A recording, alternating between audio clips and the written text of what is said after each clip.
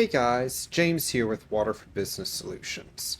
And we did a video a few weeks ago about why you still need an accountant in 2026. And I mentioned some stuff about AI back then and wanted to kind of follow that up and talk about how AI is going to affect financial planning in 2026.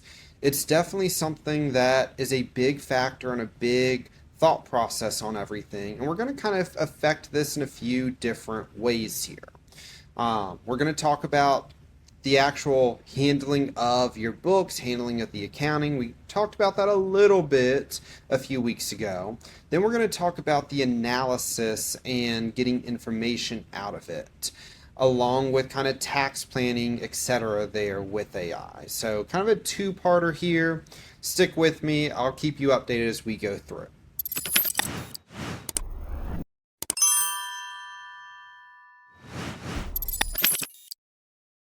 Now, if you need help understanding your business, understanding your finances, if you're going to AI trying to understand this stuff, please go ahead and like and subscribe to our channel here. Turn on that bell icon here so that you get notifications. We're providing you honest, truthful, human-made content here, not coming out of AI, to help you understand this and work within your business. That way you're getting it from the horse's mouth and not getting a strange interpretation that may or may not be factual. We'll talk about that in a few minutes. Also, if you've got someone that you know needs assistance with accounting or understanding AI in their accounting, feel free to go ahead and share this video with them. It will go ahead and help boost engagement and get this video out to more people who can use it just like you. Now, ultimately, let's start with the AI handling your accounting and handling your books for you. Doing the actual data entry, AI is still fairly rudimentary in that. Honestly, I'm not seeing that in any near future changing because we've seen a lot of companies come in, try to interpret data. QuickBooks has it built into their system. And as far as accurately determining, I'd give it about a 70% accuracy rate. And at the end of the day, when it comes to your financials and understanding where you're spending your money, making sure that everything is properly coded for taxes, 70% is not accurate. 95% is still not accurate, but 95% should be kind of the minimum that you're aiming for here. So there's a vast delta in the accuracy and the level of quality that AI is able to do, because there's a lack of knowledge within AI. That's just the point blank issue. And that's not a thing that's easily fixable, because their AI can only determine based off of the data inputs that it's provided.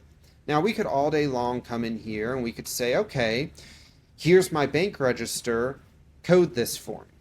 But the AI is going to look at things and say, oh, this is a gas station, and whether you went and got a $2 coffee inside or you spent $50 on gas, they're going to call it a gas station.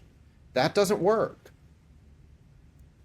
If you are dealing with a Home Depot or something like that, they may say, oh, this is a job supply, but if you want more detail than that, it's not able to provide that to you, because all that it knows is that you went to Home Depot. That's all the bank register is telling it. Now, we can go a different route with it, and we could go ahead and say, hey, here's the receipt that I use. Go ahead and use this and add it to my books. There are systems out there, we use them, that do that, and they do it pretty well. They're able to understand and analyze things, and they're able to look at the receipt and say, oh, yes, they went to Home Depot, but they bought a drill. That's tools. That's not job supplies. Or, oh, they went to a gas station and they bought a coffee. That's meal. So it's more accurate, but it's still, if you're trying to break down install versus service, or residential versus commercial, or plumbing versus HVAC, they still can't do that. Even when we train them to do that, they still struggle to do that because we've attempted to set up training models and everything like that, and they still struggle to do these complex breakdowns because we can all day long say, hey, this customer codes this for commercial and this for residential and this for install, and we can tell the model that, and about 60, 70%, maybe 75% of the time, it'll pick up on it, but 25% of the time it won't. Then you've got the level of human error when you forget to do that. When you forget to put that code so that we know where it goes, then the AI doesn't know what to do. And sorry, we're all human. There will be human error. So as far as data entry, and as far as handling the books for you, for anyone doing anything more than very basic, very simple tax books, AI is not there in 2026 to help manage that. Now, as far as analyzing your finances, AI's gotten pretty good at that. QuickBooks has it built into their system where you can say, hey, explain to me this, explain to me that, and it will take care of things. You can go into ChatGPT or some of the other AI systems out there, and they will go ahead and you can upload a P&L and they can analyze it for you. They can talk, they can say, hey, here's the differences. We use a note taker ourselves that transcribes what we're physically saying into sheets of notes for our clients. So there's a lot of AI there that translating is better. However, take AI with a grain of salt. Our note taker, we still go back and review the notes that it wants to send to the clients before we send it, because 10% of the time it's going to say something wrong, or it's going to put in a wrong number, or it's going to do something incorrectly. ChatGPT, clients all the time are like, hey, I put this into ChatGPT, or I looked this up, is this what's going on, is this done?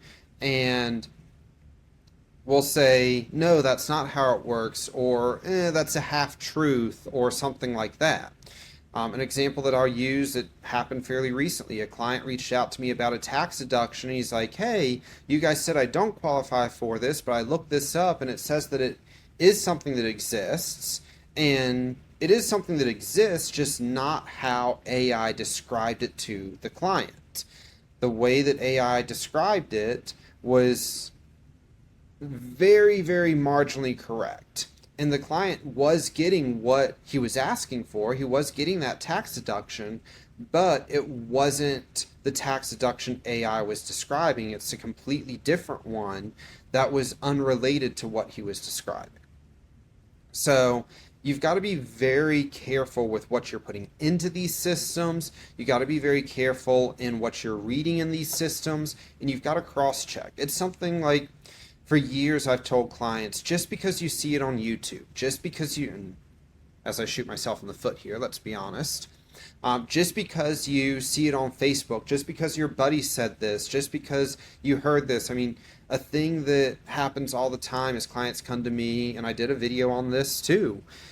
They asked me about, hey, what's 179, or why aren't we taking 179 depreciation, or what's special or bonus depreciation, and why aren't we doing that? Because they see this little 5-second clip on Instagram, or they see their buddy talking about, oh, I saved $10,000 on taxes by doing bonus depreciation, but all they're doing is saying, hey, here's a way that you can save. They're not talking about the end-all ramifications. So if you're looking for guidance, AI has definitely come a long way to help with that, but it's better than you just going to Google on your own like we dealt with 5 years ago, even 2 years ago. It's still not the same as going and speaking with someone who knows you, knows your books, knows your company. Those are two vastly different things, and so it is going to be a difference in the quality of information that you get. At the end of the day, AI will definitely help you. We use AI to help us with tax deductions for clients and do tax planning with clients. We use AI for doing management reporting for clients and whether they are succeeding where they should or not succeeding where they should. There's a lot of different areas that we'll use it, but all of those steps, at least internally, are cross-checked by someone to ensure accuracy. And at the end of the day, I'll say the programs are 80-ish% accurate depending on the program that we're using. But there are plenty of times that we're like, nope, you're wrong, that doesn't work, or nope, that's not going to happen. And we've got to overrule it and we've got to modify it. So if you're doing this on your own, having someone there to say, hey, I saw this, or hey, I read this, confirm it, that's great. Use it to research, use it to help you understand, but don't rely on the information that it's telling you that it's 100% the truth. I've got a client that every month they put their stuff through. They get information out of ChatGPT every single month. They review it. And then they sit down with me and we take a look through it. And I'm like, incorrect here, correct here, partially correct here. Because the program just isn't quite as robust and has nearly as much knowledge, especially if you're looking for industry-specific knowledge.